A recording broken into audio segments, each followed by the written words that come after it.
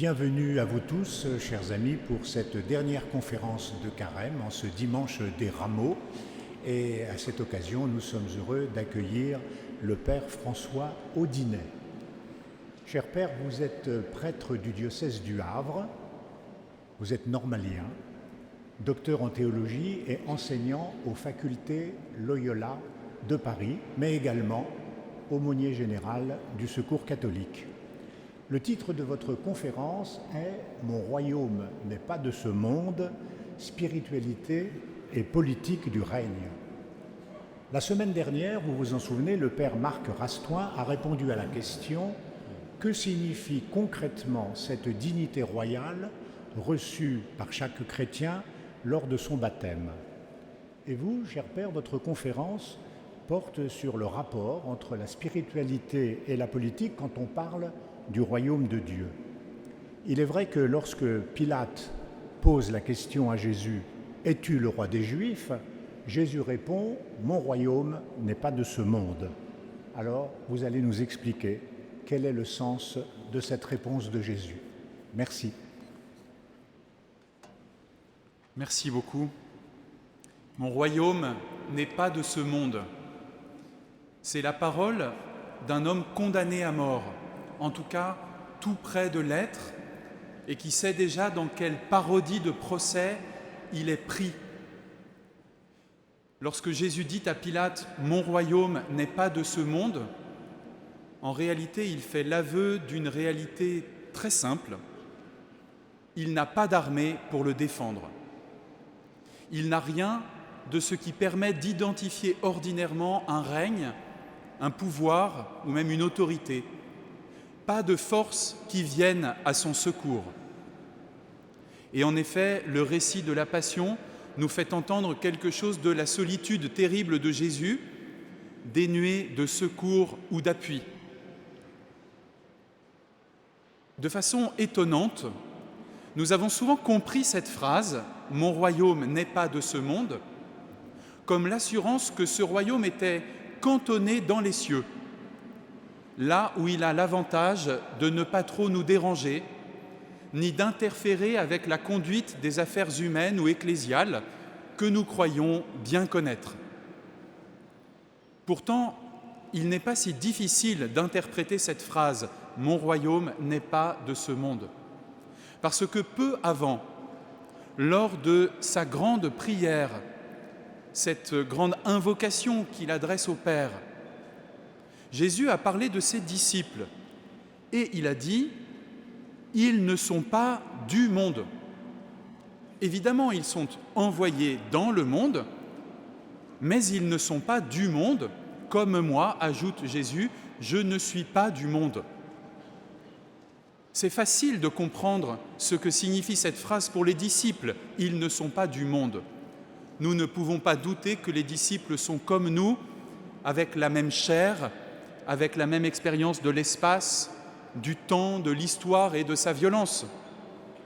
Ils sont bien dans le monde, comme nous, mais ils sont portés par un principe irréductible aux puissances de ce monde. Ils sont renouvelés par une vie et une espérance que ce monde ne peut pas procurer par lui-même. Ce que donc nous savons très bien des disciples qui sont dans ce monde sans être du monde, nous devrions le savoir tout aussi bien du royaume. Lorsque Jésus dit que son royaume n'est pas de ce monde, il n'annonce pas que son royaume viendra dans un autre monde, ni que son royaume se trouve cantonné dans un monde inaccessible. Il annonce bien que son royaume vient en ce monde, mais il est incommensurable à tous les ordres et tous les pouvoirs de ce monde. Il est frappant de voir que lorsque Jésus commence à annoncer le royaume, il annonce des temps nouveaux. C'est la proclamation inaugurale de Jésus que l'évangéliste Marc fait résonner. Les temps sont accomplis, le royaume de Dieu s'est approché, a commencé à s'approcher, convertissez-vous. Jésus annonce donc des temps vraiment nouveaux. Et pourtant, il nous est facile de constater que dans les récits évangéliques, l'histoire continue comme avant, avec les mêmes pouvoirs, avec les mêmes rivalités, avec la même tension vers la justice et la même emprise de l'injustice, comme avant.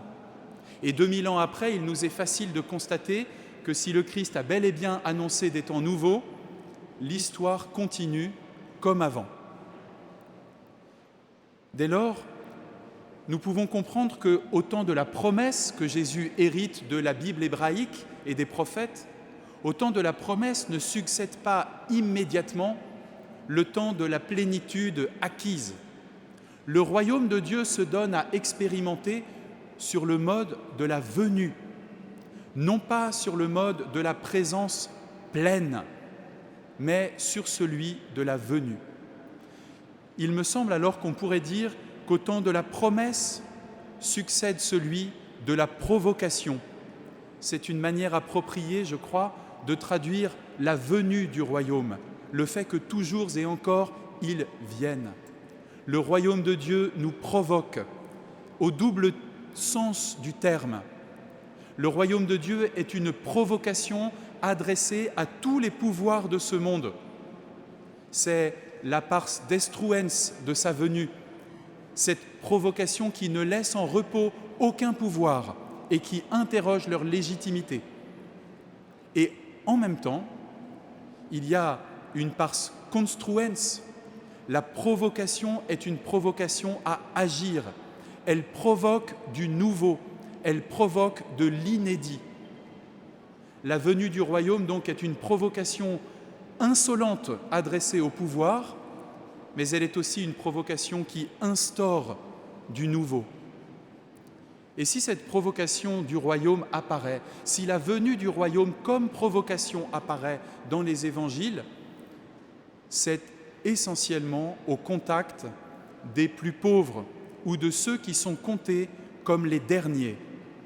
Ils sont dans les évangiles presque à toutes les pages, et c'est à leur contact qu'on mesure combien, en effet, le royaume que Jésus annonce, le royaume de Dieu, n'est pas de ce monde. C'est à leur contact qu'on mesure aussi que le royaume vient bel et bien dans ce monde, puisque c'est la chair des plus pauvres que Jésus touche, c'est la vie des plus pauvres que Jésus relève, dont Jésus prend soin, mais sur un mode infiniment différent de nos organisations ou de nos hiérarchies ordinaires. Je voudrais donc détailler les deux modes de cette provocation du royaume qui associent de façon indissociable le travail de l'Esprit Saint, une dimension profondément spirituelle, et une dimension politique et sociale. Il serait vain de chercher à faire la part de l'un ou de l'autre dans la provocation que constitue la venue du royaume.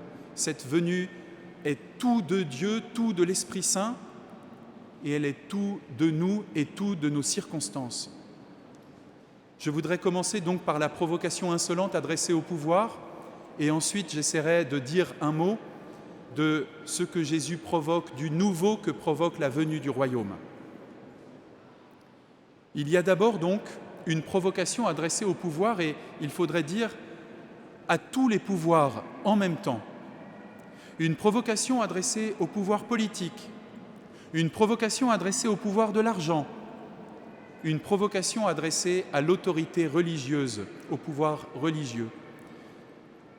Je vais commencer par parler de la provocation politique, parce que dans la passion de Jésus que nous allons célébrer cette semaine, dans la passion de Jésus apparaît la coalition contre lui des pouvoirs, au point que l'évangéliste Luc note avec amertume de quelle manière Hérode et Pilate, jusqu'alors ennemis ou rivaux, se réconcilient sur le dos de Jésus et à la faveur de son procès injuste. Nous voyons donc dans la passion de Jésus tous les pouvoirs politiques du moment se coaliser contre lui. Comment en est-on arrivé là ? Il se trouve que lorsque le Christ annonce le royaume, il ne nie pas la légitimité d'une autorité politique.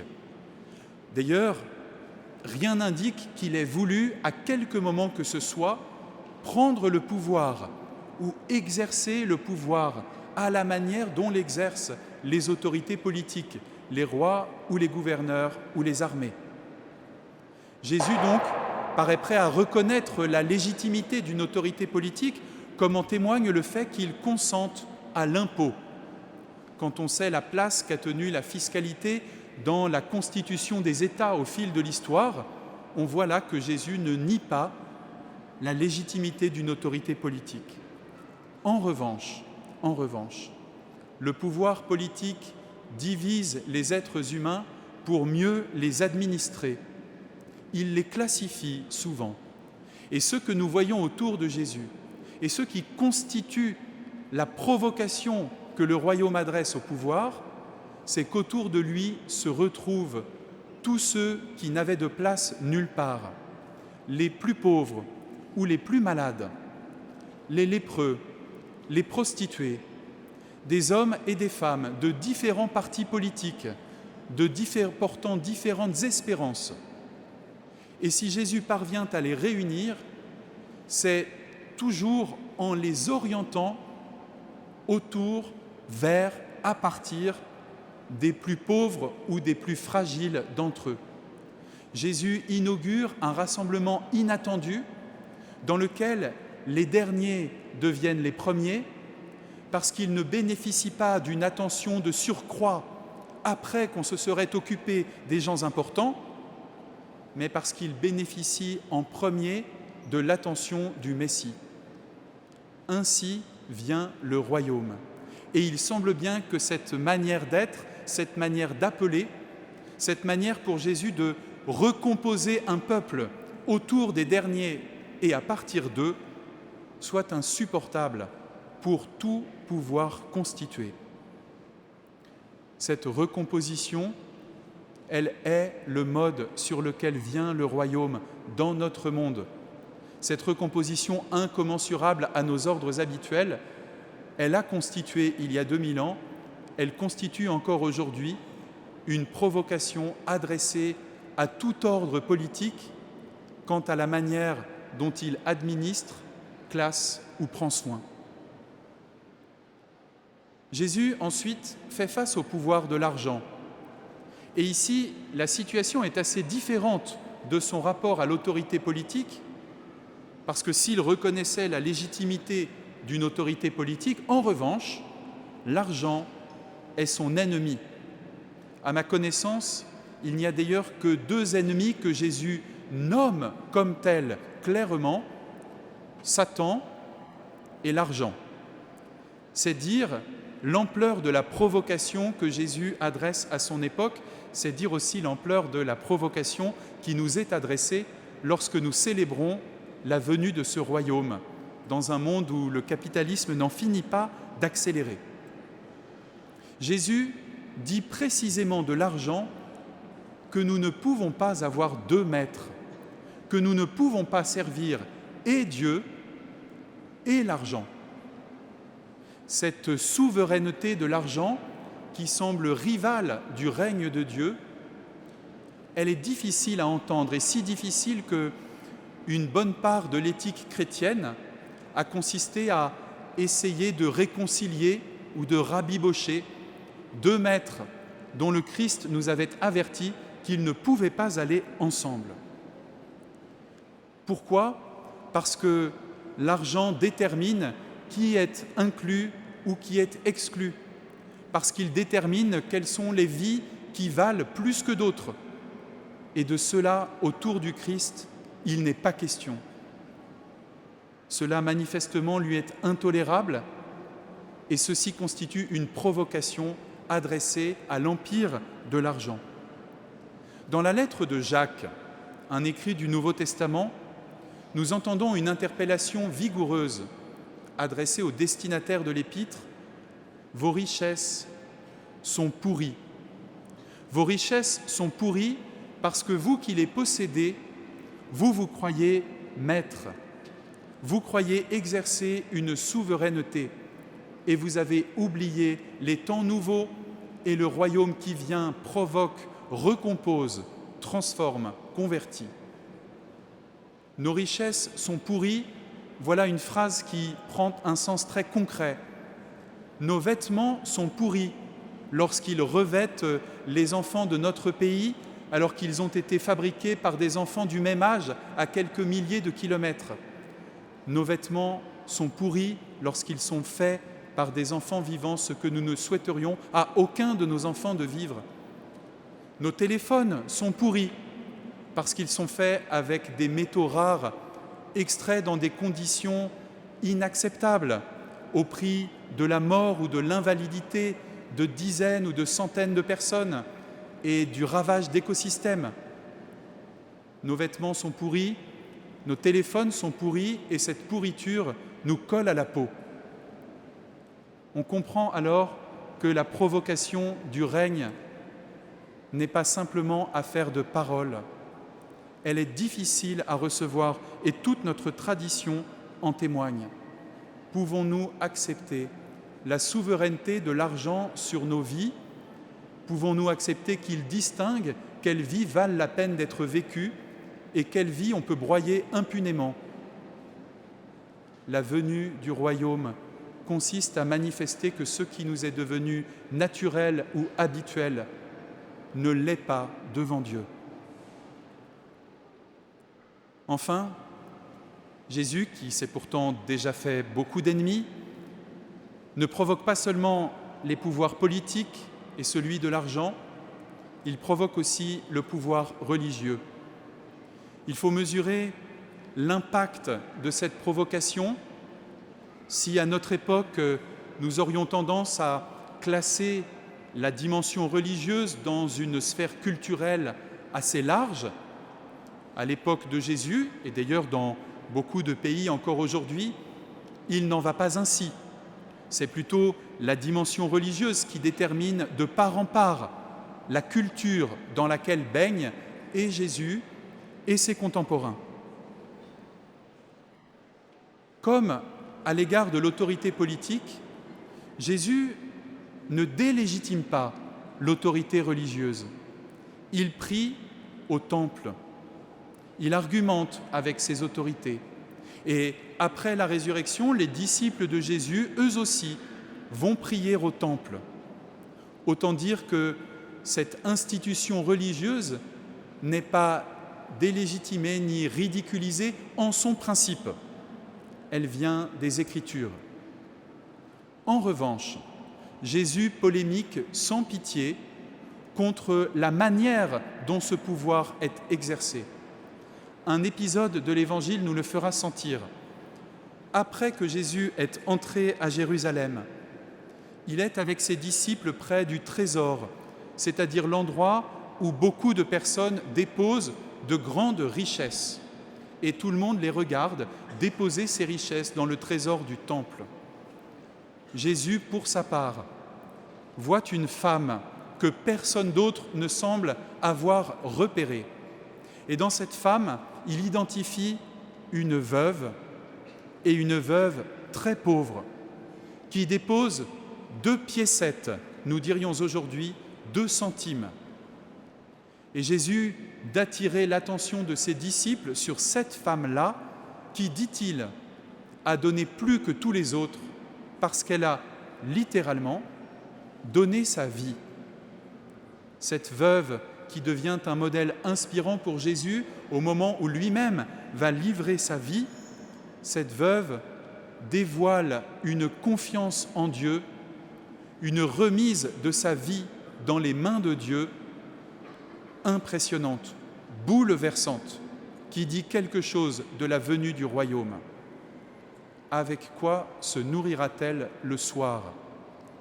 Elle a remis cela aussi dans les mains de Dieu.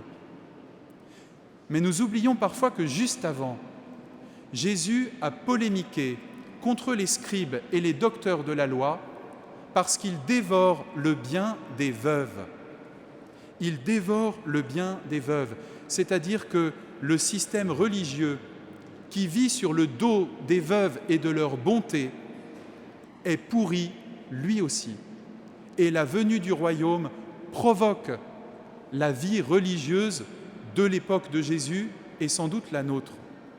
Et encore après que Jésus a désigné cette veuve et l'a montrée comme un modèle, alors que ses disciples s'extasient devant les belles pierres du temple et ses dorures, Jésus leur affirme qu'il n'en restera pas pierre sur pierre. Toutes ces dorures que vous admirez, elles tomberont. Et pourtant, le geste de la veuve déposant 2 piécettes pour l'entretien du temple n'a pas été invalidé. Le système religieux qui entretient le temple et son culte se trouve provoqué et gravement provoqué, mais Jésus montre au passage que le fondement authentique de toute religion, c'est la prière des veuves. Nous savons sans doute que les veuves, dans la Bible hébraïque, incarnent une des figures des pauvres, des plus fragiles, des personnes dénuées de protection. Nous mesurons alors la gravité de la provocation que Jésus adresse au système religieux avec lequel il voisine. Le royaume de Dieu donc vient comme une provocation tellement insupportable qu'elle conduit Jésus à la mort. Et pourtant, si provocation il y a, c'est aussi sous la forme d'une venue effective. Le royaume de Dieu vient, il provoque du neuf, de l'inouï. Et c'est de cela maintenant que je voudrais dire un mot. Il y a quelque chose d'inaugural dans la venue du royaume de Dieu, quelque chose qui ne se laisse pas réduire à la provocation insolente, quelque chose d'une instauration qui permet cette insolence, quelque chose aussi d'une instauration qui est possible parce que la provocation insolente du Christ a fait place nette. Dans ce que le royaume inaugure, dans ce que Jésus provoque de nouveau, je voudrais nommer simplement 3 aspects. Celui de l'imaginaire d'abord, celui d'une fraternité radicale ensuite, celui de la prière enfin. Pourquoi parler d'imaginaire ? Parce que, à l'époque de Jésus, comme pour la nôtre, annoncer la nouveauté des temps, annoncer que le royaume de Dieu vient en provoquant du nouveau, c'est se heurter à un réalisme qui pense avoir le monopole du bon sens, un réalisme qui semble barrer la possibilité pour le royaume de renouveler ce monde que nous croyons si bien connaître et surtout que nous pensons maîtriser. Mais ce réalisme, lorsqu'il est confronté à une violence trop grande, à des épreuves trop lourdes, et c'est le cas à l'époque de Jésus, peut laisser place à un imaginaire apocalyptique. Il n'y a plus alors qu'à attendre pour que Dieu anéantisse tout et fasse tout nouveau à l'avenir, dans un autre monde qui viendra alors. Notre époque n'est pas en reste lorsqu'il s'agit d'imaginaire apocalyptique face à l'ampleur des défis écologiques, technologiques, politiques. Ces imaginaires apocalyptiques reviennent et sont d'ailleurs facilement manipulés par des entrepreneurs de la tech ou par des acteurs politiques. Le livre de l'Apocalypse de Jean lui-même est très lucide sur la manipulation possible de cet imaginaire apocalyptique. Ce n'est pas avec ces images-là que Jésus annonce la venue du royaume. Il ne les dédaigne pas parce qu'elles forment le fond commun de ses contemporains, mais il parle, lui, en parabole. Il annonce la venue du royaume, il la décrit en parabole. Et ces paraboles, elles mentionnent des objets, des situations, des relations que nous connaissons parfaitement. Elles n'ont alors rien de complexe. En revanche, elles s'avèrent énigmatiques parce qu'elles révèlent comment ce monde que nous connaissons se trouve transformé de l'intérieur.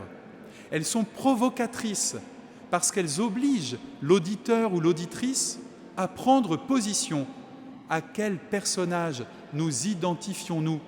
Que nous dit cette parabole? La clé de ces récits, la clé qui nous permet d'identifier ce que le royaume provoque de nouveau dans notre monde bien connu, cette clé nous est laissée, elle est laissée à notre interprétation. Les paraboles renouvellent notre regard sur ce monde. C'est donc d'abord l'imaginaire qui est le lieu de ce renouvellement, un renouvellement si radical que Jésus emploie une image dans l'évangile de Jean, peu avant, là encore, d'être confronté à Pilate, celle de l'enfantement.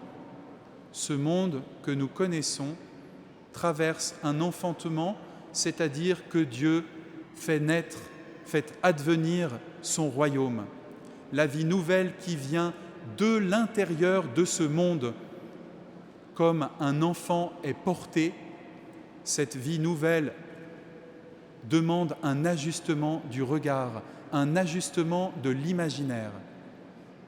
Si notre imaginaire se renouvelle, alors en effet, le royaume vient et nous le goûtons.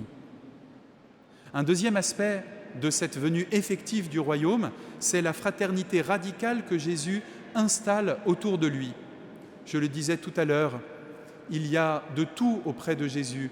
La femme des ministres des Finances, le chef des collecteurs d'impôts, des hommes de différents partis politiques, mais aussi des prostituées, des lépreux, des possédés, des livrés, des pauvres, très pauvres, des mendiants. Et en cela, avec eux, Jésus crée un mode nouveau de relation, une fraternité radicale. Elle est vraie d'ailleurs non pas seulement pour ses disciples, ceux qui le suivent d'étape en étape et qui ont bien du mal à se familiariser avec cette fraternité, puisque sans cesse ils cherchent à recréer entre eux des hiérarchies, mais elle est vraie aussi cette fraternité pour les hommes ou les femmes dont Jésus ne fait que croiser le chemin, mais qui repartent bouleversés, transformés par cette expérience d'avoir été accueillis et traités comme des frères ou des sœurs. La fraternité, qui est l'inauguration du royaume, n'est pas d'abord une théorie que Jésus appliquerait, c'est le contraire. Elle est une pratique, elle est un accueil, elle est une manière d'accueillir, elle est une manière de poser sa main sur les malades pour leur guérison. Elle est une manière de ne se laisser arrêter par aucune impureté. Elle est une manière de ne se laisser arrêter par aucune exclusion et de les renverser. Cette pratique a donné lieu dès le ministère de Jésus et plus encore dans les premières communautés chrétiennes autour du bassin méditerranéen à un partage des biens radical qui ne niait pas la propriété mais qui prenait comme orient, comme diapason les besoins des pauvres pour que la faim ou la misère ne soit plus possible. La fraternité que Jésus installe passe par cet accueil, par cette manière de traiter les uns et les autres. Elle passe aussi par ce partage des biens. Elle est avant tout une pratique qui inaugure du nouveau. Il est frappant que Jésus ne se soit jamais donné à lui-même le titre de roi. Ce titre lui est venu des premières communautés, peu à peu. Lorsque Paul, par exemple, écrit aux Corinthiens, ou plus tard dans la lettre aux Éphésiens, on figurera le Christ comme récapitulant, résumant en lui toute notre histoire, toute la complexité de notre chair humaine et de la création, et la remettant au Père. Le roi unique du royaume, c'est le Père. Un Père délié de toute compromission avec notre imaginaire du patriarcat, parce que ce Père a des entrailles maternelles, comme la Bible hébraïque nous l'enseigne et comme Jésus le montre dans son ministère, dans son hospitalité. Alors, les chrétiens inventent pour Jésus un titre, celui de frère aîné, de premier d'une multitude de frères, de premier-né. Dans la venue du royaume, dans la fraternité radicale qui s'inaugure, Jésus ne prend pas la place du Père. il ne se figure pas en roi, il est le frère aîné, et qu'il n'y ait que des frères et des sœurs. Voilà le témoignage adéquat rendu à la paternité de Dieu. Enfin, le royaume de Dieu s'inaugure dans la prière. Le royaume de Dieu vient et, ce faisant, nous provoque à la prière. Dans la prière, nous ne sommes jamais seuls, que nous célébrions dans cette cathédrale Notre-Dame ou que nous prions en silence dans la pièce la plus retirée dont parle Jésus dans l'Évangile. Jamais dans la prière, nous ne nous trouvons seuls. Nous sommes reliés, et nous sommes reliés en particulier aux vies oubliées ou écrasées, aux vies dont Dieu seul peut encore se souvenir.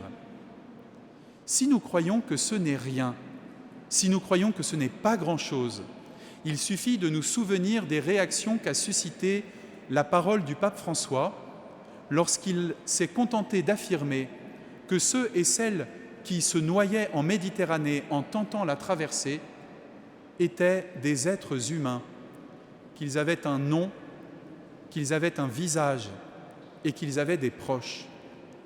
Que ce simple fait soit contestable, qu'il soit douloureux pour beaucoup, qu'on rappelle ces vies écrasées ou plutôt noyées dans la prière et devant Dieu, voilà qui atteste non seulement l'ampleur de la provocation, mais encore combien la prière participe de cette fraternité radicale.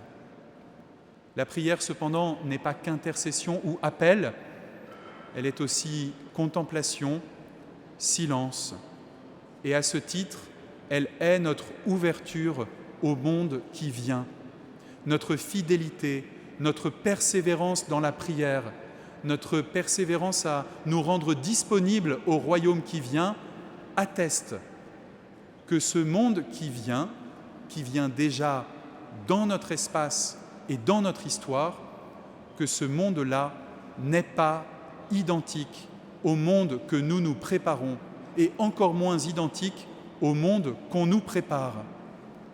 La prière, le discernement, la formation du regard dans la contemplation nous rendent disponibles pour cette provocation qui renouvelle et nos liens et notre agir. Chers amis, j'ai essayé de dire que s'il est vrai que le royaume de Dieu n'est pas du monde, en revanche, il n'est pas non plus dans un autre monde. Il vient en ce monde. Il vient. Il provoque les pouvoirs que nous avons institués. Il provoque les stabilités que nous pensions inébranlables. Il provoque les pouvoirs qui réagissent. En même temps, il provoque du neuf notre prière, notre fraternité, le renouvellement de notre imaginaire. Nous percevons peut-être que nul d'entre nous n'a fait le tour de ce royaume, que nul d'entre nous ne l'a seulement arpenté, que personne ne peut le circonscrire ou en tracer les frontières. Nous percevons sans doute qu'il est comme le levain dans la pâte de notre monde. Tous, nous sommes appelés à nous laisser convertir par un levain de cette sorte. Tous, les chrétiens comme les autres, nous nous trouvons à égalité sur la ligne de départ lorsqu'il s'agit de nous laisser provoquer par la venue du règne. Pourtant, nous, chrétiens, nous avons peut-être non pas à faire quelque chose en plus que les autres, mais plutôt à cesser certains de nos efforts. Il est bon sans doute de renoncer à nos efforts pour maintenir le royaume, pour le contenir au ciel, loin de nous, et l'empêcher de produire ses effets maintenant et ici. Il faut bien des efforts dits spirituels, il faut bien du travail argumentatif pour réussir à nous persuader qu'il est loin ce royaume et dans une autre dimension, il est possible de cesser cet effort vain et c'est un service que nous rendrons. Il est bon aussi de cesser notre effort qui consiste à installer cette espèce de gendarmerie spirituelle dont parlait Bernanos, celle qui prétend régir les biens du royaume et déterminer qui accède à ce royaume. Cesser cet effort, c'est permettre à beaucoup d'autres d'entendre, de percevoir, d'être provoqués par la venue du royaume. Nous entrons dans la Semaine Sainte. Puissions-nous, au cours de cette semaine, entendre résonner les cris qui parcourront cette liturgie, ceux des psaumes, ceux du serviteur, ceux de Jésus lui-même lorsqu'il est crucifié. Puissions-nous entendre ces voix qui provoquent tous les pouvoirs et qui nous provoquent à la fraternité et à regarder le visage de notre Dieu, le Dieu du royaume. Et puissions-nous, dans la lumière et la liberté du matin de Pâques, célébrer la nouveauté du royaume qui vient maintenant, ici.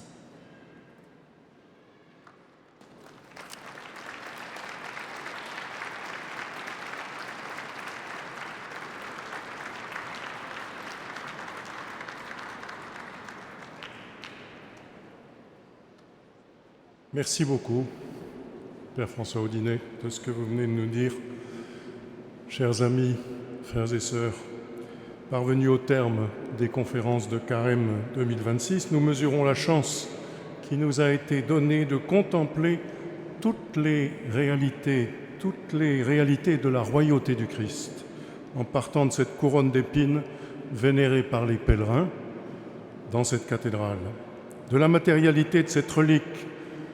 Puis, en interrogeant les Écritures et la liturgie, nous sommes revenus à une autre dimension encore plus proche, celle de notre mission de baptiser, qui rend chacun de nous prêtre, prophète et roi, configuré au Christ. En exprimant ma plus vive gratitude à l'ensemble des conférenciers, dont plusieurs sont ici ce soir, presque tous, comme à l'équipe qui a discerné et préparé ce thème, je veux souligner combien il a pu s'enraciner dans la plus profonde tradition spirituelle et nous ouvrir à l'actualité la plus récente, comme aujourd'hui. Je pense bien sûr à la situation internationale, mais aussi aux échéances politiques qui ont marqué ces dernières semaines. Dans cet Orient qui a vu le Christ naître, mourir et ressusciter, la paix est encore une fois anéantie.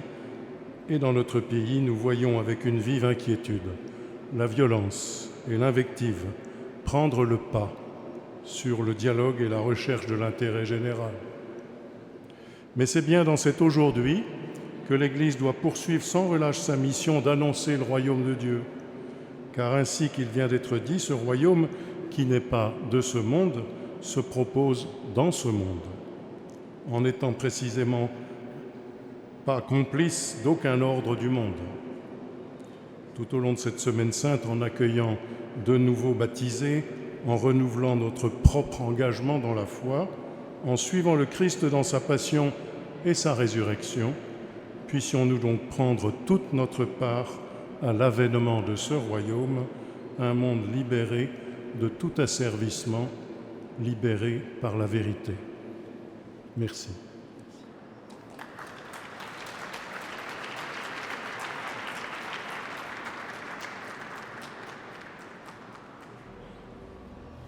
Depuis l'origine, les conférences de Carême sont